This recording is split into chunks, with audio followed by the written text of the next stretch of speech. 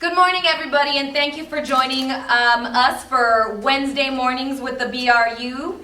And we're here today to do a special segment on the November 4th elections. We all know that we are facing a historic election on November 4th, but we also have a lot of propositions that will have an impact on Black, Latino, API, immigrant communities, you name it. There's a series of attacks coming down, and we have some guests in studio today that are going to talk to us about the work that they're doing in the streets, in our kitchens, and in our homes in the days leading up to November 4th. So today we have with us Ronette Brown, Outreach Coordinator Intern with Black Women for Wellness. Let's welcome her to the stage. We have Rocio Cordova, Executive Director with California Latinas for Reproductive Justice. Thank you for joining us, Rocio. We also have joining us today Adriana Costa, Community Educator with Lambda Legal. And last but certainly not least, we have Suli Noy, Executive Director of Kamai Girls in Action. So today we're going to be focusing on Proposition 4 and 8. Some of you have seen some commercials that are in support of Propositions 4 and 8, in opposition to Propositions 4 and 8, and we understand that at a critical time in history, our communities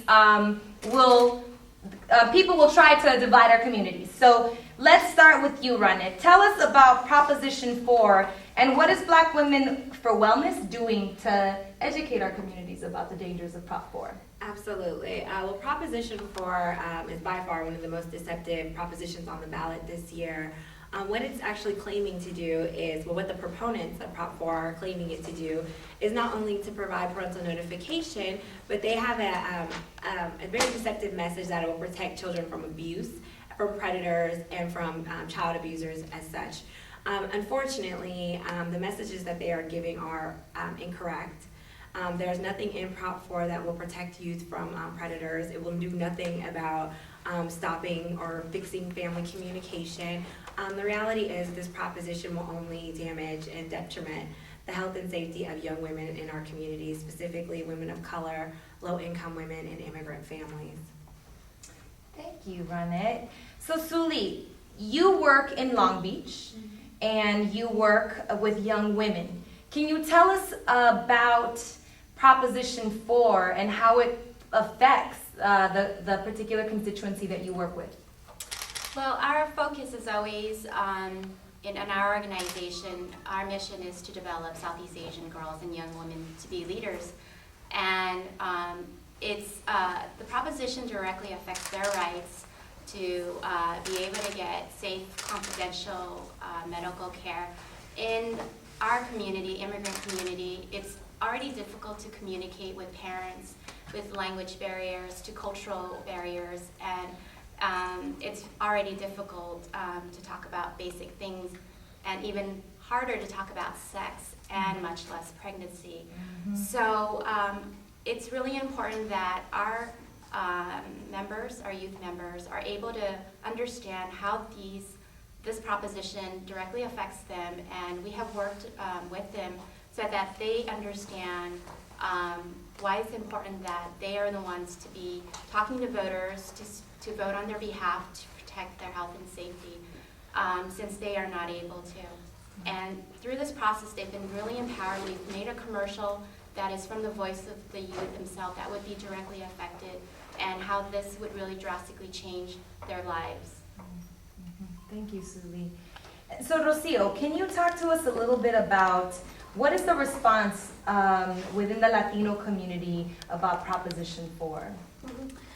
It's very interesting because I think on the surface there is always a belief that Latino families are going to be uncomfortable talking about this, that issues about reproductive and sexual health are too taboo in our communities. Yes. But the reality is, when we talk about what this proposition is really about, that it's really an attack on the things that we care most about in the Latino community, things like family, like access to healthcare, like access to opportunities. When we have that conversation, it's automatically understood how harmful this is going to be in our community.